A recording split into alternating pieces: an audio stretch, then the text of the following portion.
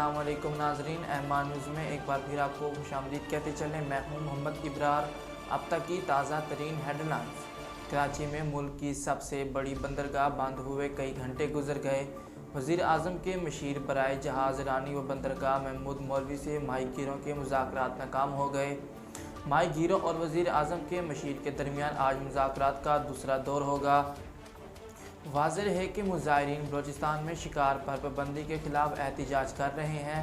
KPT पर channel बंद होने से पोर्ट पर जहाज़ों की आमदोरफ्त मुकम्मल रुक गई है, जिसके बाद से पोर्ट पर लंगर अंदाज होने के लिए जहाज़ चैनल के अंदर दाखिल होने के मुंतज़िर हैं।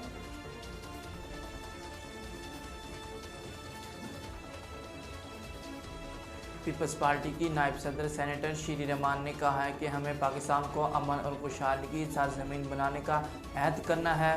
सेनेटर शीरी रहमान ने ऑपरेशन रद्दुल फसाद के 5 साल पूरे होने पर पाक अफवाज के शोधा को सलाम पेश किया। उन्होंने कहा कि दहशतगर्दों के खिलाफ ऑपरेशन में पाक अफवाज के शोधा को खराज पेश करती हूँ।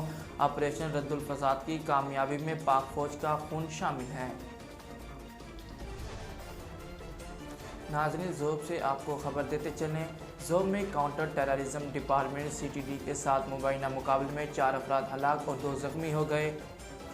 लिवीज़ हुकाम के मुताबिक ज़ोब के इलाके किली शाहफज़ई में मुलजिमान की गिरफ्तारी के लिए CTD ने एक मकान पर छापा मारा। छापा कत्ल और अगवा समेत दीगर मुकदमात में मतलूब मुलजिमान की गिरफ्तारी के लिए मारा गया था। हुकाम का कहना है कि CTD और मुलजिमान के दरमियान फायरिंग के तबादले में 4 अफराद हलाक हो गए। लिवीज़ हुकाम के मुताबिक फायरिंग के तबादले में मुलजिम हाजी लालू का बेटा, भतीजा और 2 गनमैन हलाक और 2 अफराद ज़ख्मी हुए, जिन्हें CMH ज़ोब मुंतकिल कर दिया गया।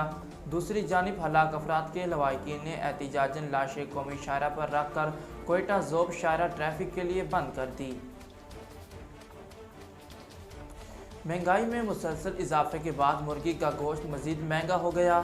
तफसीलात के मुताबिक कोयटा में मुर्गी का गोश्त 50 रुपये इजाफे के बाद 280 रुपये से बढ़कर 330 रुपये फ़ी किलो हो गया, जबकि मुल्क के बेशतर शहरों में भी मुर्गी के गोश्त की कीमत में इजाफा हुआ।